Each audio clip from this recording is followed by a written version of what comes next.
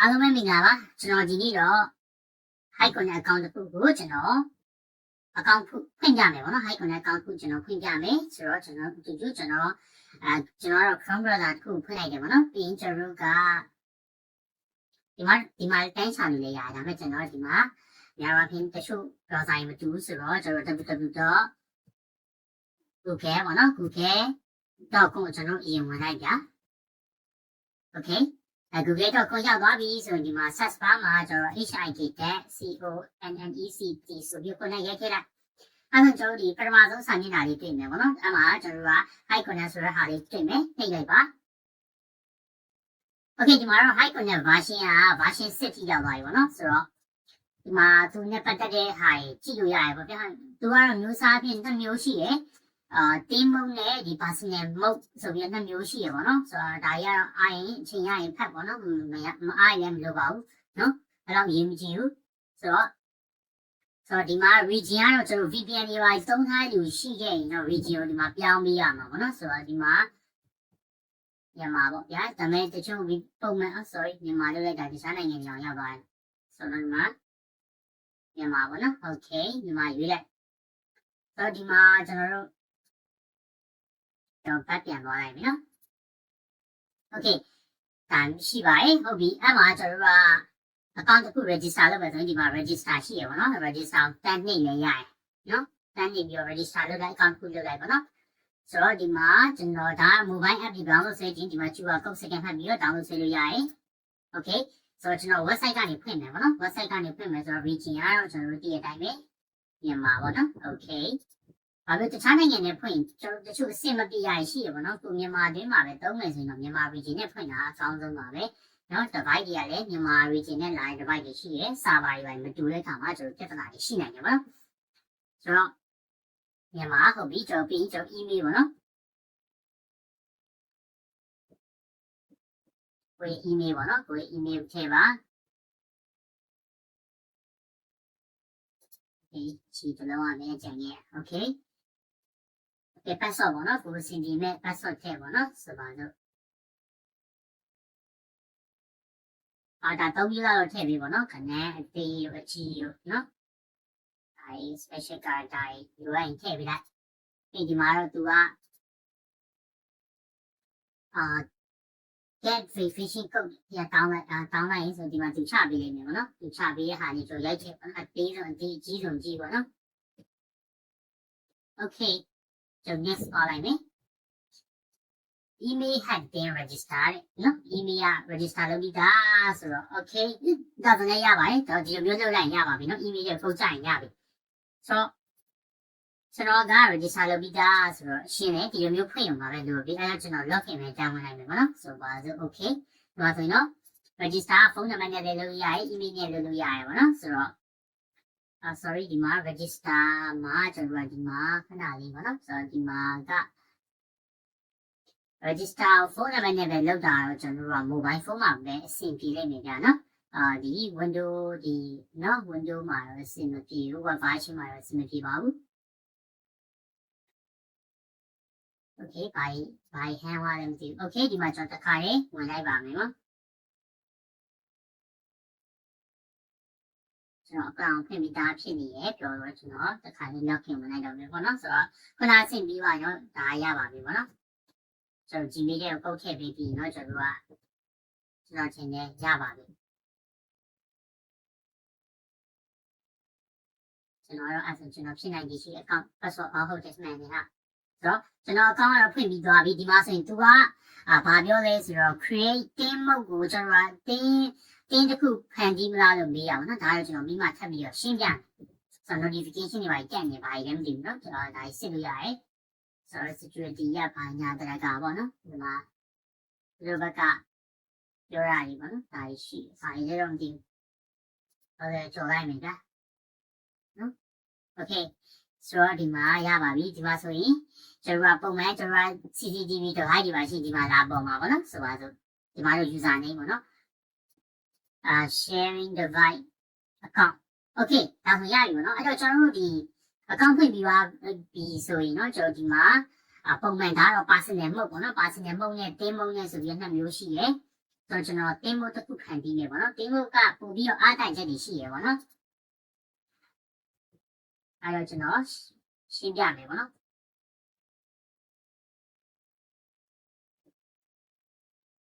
ဆိုတော့Hibernate demo အကြောင်းလေးကျွန်တော်ကြည့်ရအောင် Hibernate demo မှာကျွန်တော်ကဘာ feature တွေပို့ရသွားလဲပါနော်ဆိုတော့ဒါကြီးကြည့်မယ်ပါနော်ကျွန်တော် okay ဘာအားလိုက်ချက်ရှိသွားလို့သူက demo ကိုလုပ်ပြီးတော့ဘယ်လိုမလဲသူချအောင်လုပ်နေရတယ်ပါနော်ကြည့်ရအောင်ဒီ data sheet ဖတ်အောင်နော် okay ဒီမှာ data sheet တွေ့ပြီ okay အားပါလေ Hibernate ဆော့ပဲနော် data sheet လေးရင်ဖတ်လိုက်ရအောင်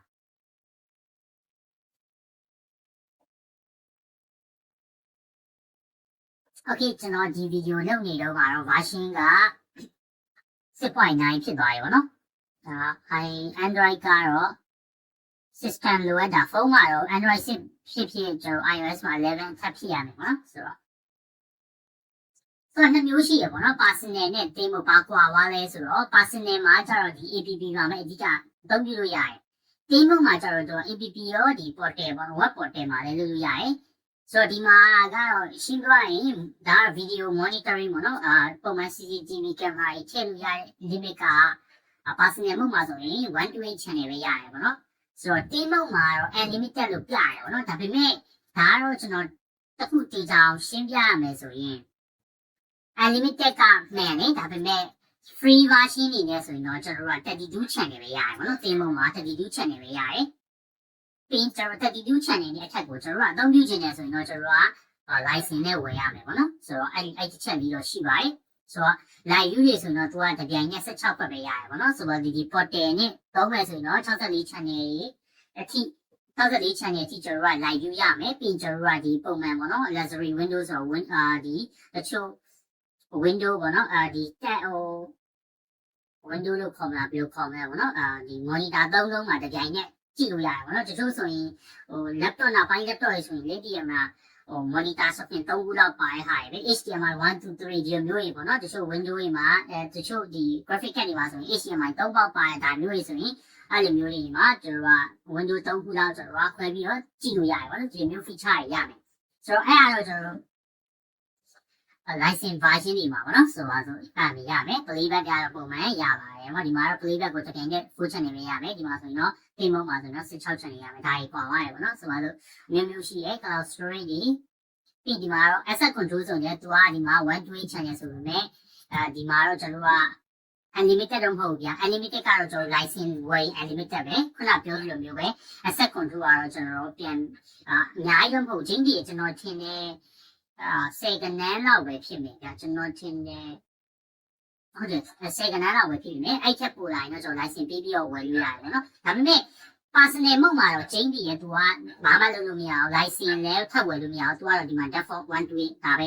ဒါပေမဲ့သူကဘာလုပ်လို့ရတယ်ဆိုတော့တကားပဲဖွင့်လို့ရရပါတော့တကား remote opening ဒါပဲရမယ်ကျန်တဲ့ feature ဘာမှမရအောင်ဒါပေမဲ့ team မုံမှာတော့ကျွန်တော်ဒီအတိုင်းပဲasset control sub device management တွေလုပ်လို့ရတယ်ပေါ့နော်ဒီမှာ real time monitoring တွေလုပ်လို့ရတယ် personal တွေ permission ပေးရတယ်နော်ဒါကြီးအကုန်လုံးလုပ်ရမယ်တိုင်းတန်းနဲ့ဆိုရင်လည်းတန်းနဲ့ဒီပါတွေကိုလည်းကျွန်တော်တို့က team မှာအကုန်ရတယ်ပေါ့နော် team မှာဆိုရင်ဒီအတိုင်းပဲဒီမှာတိုင်းဒီပဲ ship တွေအကုန်လုံးရတယ်ဒါပေမဲ့ personal မှာတော့လုံးဝမရအောင်ပေါ့နော်ဒီ feature ကြီးကွာပါတယ်အဲ့တော့ကျွန်တော်တို့က high connect နေပြီးတော့တချို့ဟာတွေ manage လုပ်ချင်တယ်ဒါမျိုးဆိုရင်တော့ကျွန်တော်တို့က team ကိုပြောင်းပြီးတော့အသုံးပြုလို့ရတယ်ဒါပေမဲ့ team ကလည်း unlimited ဆိုပေမဲ့လည်းသူက free version နဲ့ paid version ဆိုပြီးတော့နှစ်မျိုးခွဲထားနေရပါတော့ဆိုတော့အဲ့ဒါလေးကျွန်တော်တို့ကဒီအမှတ်မမားပေါ့နော်ကျွန်တော်ဒီကနေပြီးတော့ကြံပေးပြောချင်တယ်ပေါ့နော်ဆိုတော့တန်တဲ့ feature တွေကတော့ကျွန်တော်တို့အဲ့လောက်ကြီးမှမဖြစ်ဘူးပေါ့နော်အဓိကပြောချင်တာ unlimited ဆိုပေမဲ့လည်းဒါကတော့ free ကိုပြောတာမဟုတ်ဘဲနဲ့သူချိတ်ဆက်လို့ရတဲ့ပုံစံမျိုးပြောတာပေါ့နော်ဆိုတော့အဲ့ဆိုရင်ကျွန်တော်တို့ high connect မှာ personal mode မှာမပုံမှန် high connect mode မှာဘာရလဲကျွန်တော်ကြည့်အောင် personal mode မှာဆိုရင်ကျွန်တော်တို့က camera ဒါကတော့ device ပေါ့နော် device ဆိုတော့အစုံဖြစ်မှာပေါ့ CD လည်းဖြစ်မယ် asset control လည်းဖြစ်မယ်ပေါ့ device ပေါင်းကျွန်တော်128ခုကျွန်တော်တို့ကချိတ်ဆက်လို့ရတယ်ဆိုတော့static IP တတ်မှတ်လို့ရတယ်ဗောနော်အဲ့လိုမျိုးဆိုရင်တော့ဒီ connected device ကတော့ static IP ရော IP domain နဲ့တွားရင်1024ရမယ်ဗောနော် okay ပြီးတော့ဒီမှာ maximum channel can be select for live view ဒါမှမဟုတ် playback ကြည့်လို့ရတဲ့ limit ပေါ့နော်ကျွန်တော် adjust လုပ်လို့ရတဲ့ဟာတော့128ပေါ့နော်ဒီမှာလည်းကျွန်တော် device ပေါင်းက128ဆိုတော့လေဒီမှာ128ပေါ့နော်ဆိုတော့ sharing account ဆိုတော့ sharing account ဆိုတာ10ယောက် share လို့ရတယ်ပေါ့နော်ဆိုတော့ကျွန်တော်က DVR 10လုံးအပ်ထားတယ်အဲ့ DVR တစ်လုံးချင်းစီပေါ့နော်1 channel အဲ့ DVR တစ်လုံးချင်းစီမှာဒါမှမဟုတ် camera တစ်လုံးချင်းစီကိုကျွန်တော်က10ယောက်ထိ share လို့ရတယ်ဒါကိုပြောချင်တာ by 1 channel ပေါ့နော်Okay, hello, I'm not like one channel. Okay, so now we are maximum streaming number 1 channel live view.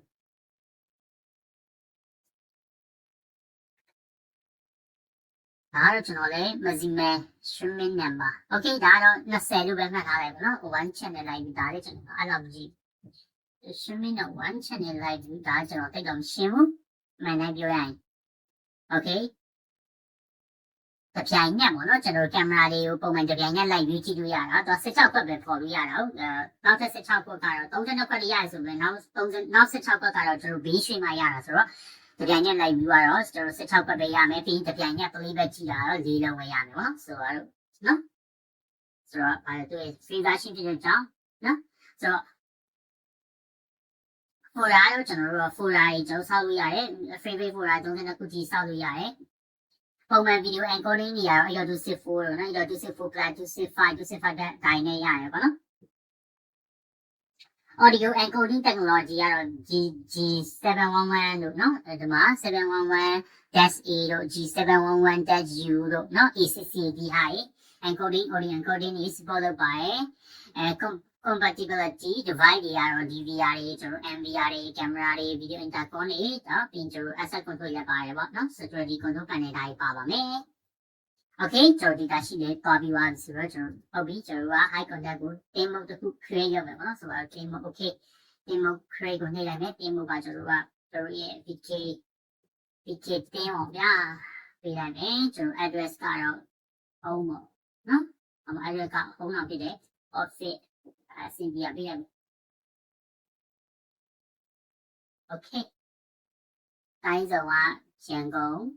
ဖုန်းနံပါတ်တွေကအနီရောင်နော်ဒီလိုအနီရောင်မပြထားရင်တော့ကျွန်တော်အရေးမကြီးဘူးမထည့်နေရတယ်ဆိုတော့ဒါကတော့ office ပေါ့ဗျာဒါပါဆိုတော့ဒီမှာ activate service ကကျွန်တော်တို့ကဘာလဲဆိုတော့ဒါကြီးကတော့ဟုတ်ပြီကျွန်တော်ခုနပြောတဲ့ဟာပေါ့နော် free ရတဲ့ဟာကြီးဒီမှာကျွန်တော်မြင်ရပြီဒီမှာဆိုရင်ကျွန်တော်တို့က free ရတဲ့ဟာကိုကျွန်တော်တို့ကတေချာမမြင်ရဘူးနော် sorry ဒီမှာပြန်ပြမယ်ဒီမှာ unlimited တာပြနေတာပေါ့နော်ဆိုပါတော့ unlimited တာပြနေတာဒါပေမဲ့ကျွန်တော်ကfree ရမရရဘူးကျွန်တော်အခုတွေ့ပါပြီဆိုတော့ဒီမှာတော့ကျွန်တော် video management မှာဆိုရင်32ခုပဲရရဲ32ခု free ရမယ်နော်32ခုတက်ပေါ်လာပြီဆိုတော့ license ဝယ်တော့မှာနော်ဆိုပါစို့ okay onboard monitoring ဒါတော့ကားတွေမှာသုံးတဲ့နော်မျိုးစားပေါ့နော်ကားတွေမှာသုံးတဲ့ onboard monitoring ကတော့သူက free က star 10 Z ပေါ့နော်10 Z ဒါရရဒါကြီး on လိုအပ်မှသာ on ပေါ့နော်ဆိုပါစို့ okay ပြီးကျွန်တော်က intrusion ဆိုတော့ကျွန်တော် alarm device ပေါ့နော် alarm device ကတော့ကျွန်တော်1 channel ပဲ free 1 device ပဲ free ပေးထားတယ်ပေါ့နော်ဘာကြီးပေါင်လဲဆိုတော့ဒီ alarm wireless land တို့ hybrid land တို့ပေါ့နော်ဒါကြီးရှိမယ်ဆိုတော့ asset control နဲ့တိုင်းတန်းကဟုတ်တယ်ကျွန်တော်ပြောတဲ့10ကဏ္ဍပဲရတယ်ဒီမှာဟုတ်တယ်10တို့ပေါ့နော်10ခုပဲရပါတယ် okay ဒါလေး on ထားလိုက်မယ်ပေါ့ကျွန်တော်ဒါလေးဆန်းမယ်ပြီးတော့ video intercom ကတော့ကျွန်တော်က run က2ခုပဲရမှာနော် video intercom 2ခုလောက်ပဲရပါမယ် analyze report ဒါကတော့မရဘူးကြပြောတယ်တော့ try version 3 treatment ရမယ်နော်ဆိုတော့ဒါရှိမယ်မလိုအပ်ဘူး AMPR camera တွေလည်း free ရ AMPR camera တွေသုံးထားရဆိုရင်တော့ free က2 channel ရမယ်ပေါ့နော်ဆိုတော့လိုအပ်မေးရ2 channel လောက်တော့သုံးလို့ရတယ်ပေါ့နော်နောက်က hand monitoring ပေါ့နော် device တွေကျွန်တော် online offline တွေ hand monitoring လုပ်တာဘယ်လိုပေးလဲကြည့်လိုက်ဦးမယ် okay ဒီနေ့ hand monitoring ကဘာမှမပေးထားဆို on ထားကြည့်လိုက်မယ် audio broadcast ဒါရရတယ်ကျွန်တော်ကဒါတော့ change ကြီး broadcast audio ဆိုတာ PA ပေါ့နော်ကျွန်တော် alarm တွေပါခု motion ဖြစ်ကျွန်တော် alarm တွေပါပေးဖို့အတွက်ဖြစ်မယ်ဒါကတော့ကျွန်တော် change ကြီးတယ်ကျွန်တော် try ဆိုတော့ကျွန်တော်ကဒီရတော့ကျွန်တော်ကတကယ်လို့ကျွန်တော်က camera တွေပါနော်ဒီ license နဲ့ဝယ်ထားရဆိုတော့ကျွန်တော်တို့က unlimited ပထမချင်း activate လုပ်ပြီးရင်တော့နော်ရပြီ unlimited သုံးလို့ရတယ်ဆိုတော့ဒါ audio ကလည်းချင်းပြီးဝယ်ရမယ်လက်ရှိကတော့ audio နဲ့ပတ်သက်တဲ့ကျွန်တော်တို့က on device တို့နော်ဒါကြီးမရှိဘူးဆိုတော့ Pinterest တက်လီကမှသုံးတဲ့ဟာဒါကြီးက Aviator control မရှိဘူးဆိုတော့လည်းပိတ်ထားလိုက်ပါနော်ဆိုတော့ agree okay ကျွန်တော်တို့ဒီပဲနေလိုက်ပါမယ် PK 10 12ကျွန်တော်တို့က high connecting တခုကျွန်တော်တို့ကဖန်တီးတဲ့ make sure လုပ်လိုက်ပါမယ် okay ဘာလို့မရလဲအိုင်မရလည်းမသိဘူးရပါပြီခဏလေးပါနော်နည်းနည်း line လက်နေတာဖြစ်ပါလိမ့်မယ် okay ရသွားပါပြီ swim mode တဲ့နော် personal device okay ဆိုတော့ကျွန်တော်တို့ကဒီမှာလက်ရှိကတင်းမှုဖြစ်သွားပြီပေါ့နော်တင်းမှုဖြစ်သွားတဲ့အခါမှာအများကြီးပဲနော်ဒီမှာလေကျွန်တော်ရသွားတဲ့ဟာအများကြီးပဲတွေ့နေတင်ပါတယ်ဟောပါရင်ဒီနော်ကျွန်တော်ညာတက်နေဒါတော့ quick mode ဟုတ်ပြီ okay ဒီမှာဆိုရင်ကျွန်တော်ဒီ okay ဒီရောက်မှာဆိုရင်ကျွန်တော်ကအသုံးပြုမဲ့ device တွေကနော်ဒီအဆင်ပြေမပြေပေါ့ဒီမှာခုနက data ရှိလားကြည့်လို့ရရင် okay အများကြီးပဲ function တွေကတော့အများကြီးပဲကျွန်တော်တို့လည်း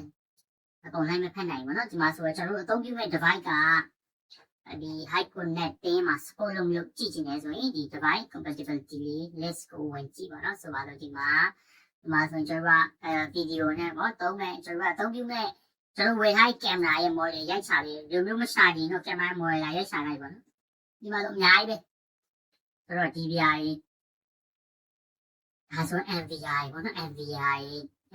တွေရောကျွန်တော်တို့က DVR တွေရောတော့နေရပဲเนาะဆိုတော့ကိုယ်သုံးပြီးမဲ့ model ရိုက်ထည့်လိုက်အဲ့ဒါအကောင်းဆုံးပဲဒီမှာ series လိုက်ရှိသေးတယ်ဟောဒီ DVR ပေါ့ DVR ဆို DVR ပဲထွက်လာနေတယ်သူတို့ဒီမှာပါရှာမယ် NVR ကမှာတာမယ်ကံ PTZ ကင်မရာကြီးเนาะmodel ရအစုံနဲ့ IP ကင်မရာရှာမလားဘာလို့ IP ကင်မရာဆိုတော့ကျွန်တော်အများကြီးရှိတယ် model အများကြီးပဲကျွန်တော် model လိုက်ကျွန်တော်သုံးပြမဲ့ model ကကျွန်တော် search လုပ်ပြီးရှာလိုက်တာအကောင်းဆုံးပဲကျွန်တော်ဝယ်ထားတဲ့ model နံပါတ်ကဒီကအပြည့်စုံရိုက်ထည့်လိုက်နော်အဲ့မှမဟုတ်ဘူးဆိုတော့ဒီမှာ asset control သုံးမယ်ဆိုရင် asset control ပေါ့နော်။မှာဆိုကျွန်တော်သုံးမဲ့ model က DS K1T 804AMF ပေါ့။ဆိုတော့ရှာလိုက်ရှိပါတယ်။ Okay ရှိုံနဲ့လည်းကျွန်တော်မရသေးဘူးပေါ့နော်။နောက်ရှိုံနဲ့မရသေးဘူးဆိုတာဒီမှာမှန်တယ်။ version ကတော့ 1.4 ထပ်ဖြစ်ရမယ်ဆိုတော့ကျွန်တော်အဲ့ဒါပြန်စစ်မယ်။ Okay ဟိုမှာကျွန်တော် high to delivery ဆိုတဲ့ software မှာကျွန်တော်စစ်လို့ရတယ်ဒီမှာ search လုပ်လိုက်မယ်ပေါ့နော်။ Okay ကျွန်တော်မှာတခုတော့ဒီမှာကျွန်တော် model ရှိရယ်။ Okay ဒီဘက်ကြီးဘာမှမလုပ်ရသေးဘူးကျွန်တော် firmware version ဒီမှာသွားစစ်လိုက်အောင်။ Okay ကျွန်တော်တကယ်ကန်ကောင်းတယ်ပေါ့နော် 1.4 ထပ်ဖြစ်သွားတယ် Okay ရတယ်။ 1.4 ထပ်ဖြစ်သွားတယ်။ Okay ဒီမှာဘာ support မလုပ်လဲဆိုတော့ကြည့်လို့ထောက်ကြည့်လိုက် Bluetooth နဲ့မရဘူးတဲ့ Bluetooth နဲ့တကားဖွင့်လို့မရဘူးတဲ့ ကျူပါနဲ့လည်းတကားဖွင့်လို့မရပါဘူးတဲ့ temporary pass ကတော့ရတယ်တဲ့ဒီမျိုးပေါ့နော်ဒါဘာကြီးလဲမသိဘူး temporary pass ကလည်းကျွန်တော်ရက်30ပဲရမယ်ပေါ့နော်ဒါရပါလေ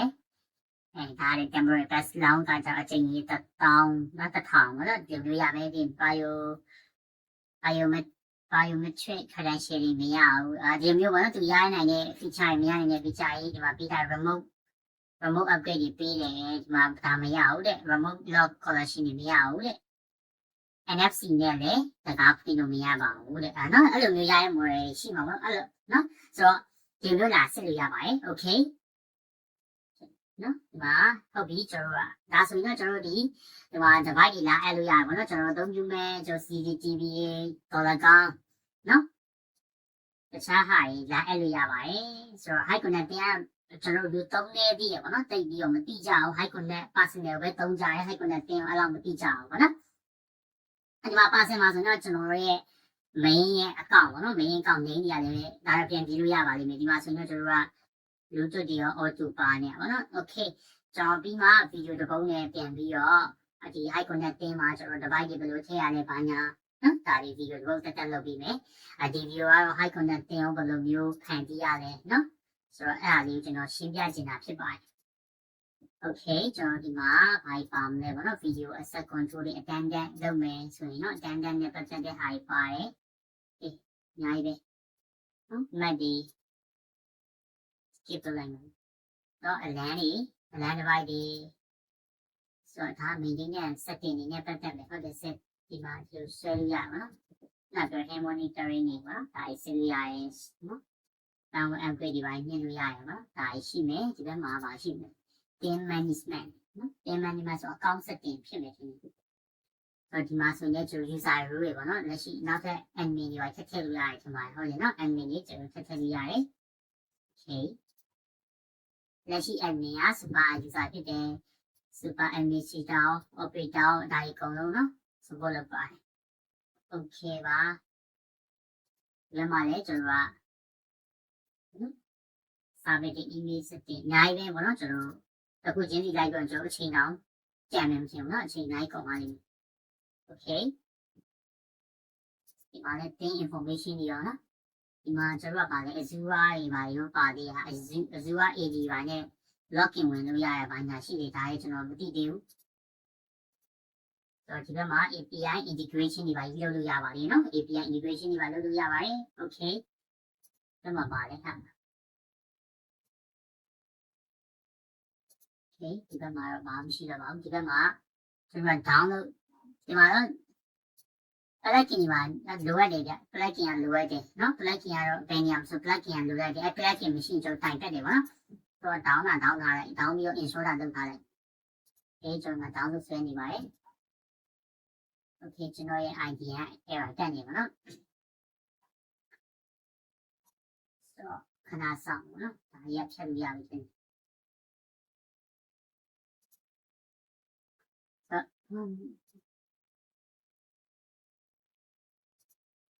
ဆိုရပါပြီနော်ဒါဆိုဒါတစ်ခါကျွန်တော် install လုပ်လိုက်မယ်ပေါ့နော် plugin တွေက install လုပ်ထားတာကောင်းတယ်ပေါ့နော်ကောင်းလို့ပဲဒီမှာဆိုရင်ကျွန်တော်က install လုပ်တာဘယ်လိုဖြစ်သွားလဲမသိဘူးကဲဘာလိုက်ပါမယ် okay ဒီမှာဆိုတာပြနေနှစ်ချိန်ဖြစ်သွားလို့ okay run run အောင် run နေပြီဗျ okay HCP ရဲ့ web control ရဲ့နော် install လုပ်ခိုင်း install လုပ်ပြီးလိုက် finish ပေါ့နော်ဒါဆိုရင်နားတော့ဒီကောင်ကအလောင်းပေးလိုက်ကြလိုရတယ်နော်ပြင်ကျ refresh ဒီပိုင်းrefresh ဒီပိုင်းနေရပြီပေါ့နော်ဆိုပါတော့ဒီမှာ okay upper right corner တဲ့ okay ဒီမှာကျွန်တော်ပြရမယ် plugin နော်စပြီးတော့သူက plugin ရော okay လောက်နေရပါတော့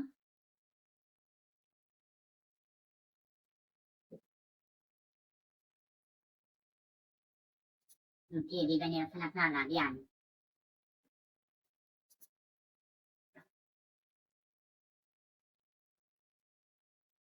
ယ်ဒီမှာ node နဲ့ပတ်သက်တာဒီမှာဆိုရင်ကျွန်တော်ကဒီ VS Player တို့ web control တွေပါ download ဆွဲလို့ရပါတော့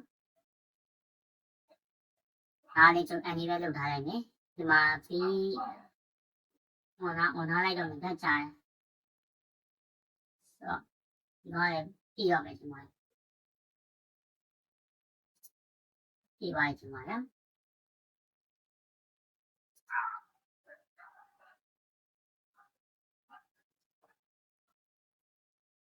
ဒါဘာလဲဒီတော့တဲ့ okay ဒီမှာတခုရရှိရဲဒါတော့ဒါကျွန်တော် down ပြီးသားဆိုတော့ okay ဒီတူပါပဲ okay မမှန်းတော့ okay ကျွန်တော်ခုန run တိုင်းဟာလေဘာလို့တော့ဆောက်ကြနေလဲမသိဘူး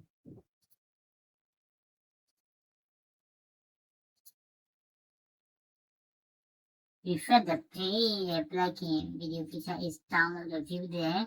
upper right corner ဒီညမှာဘာမှလည်းမရှိပါဘူး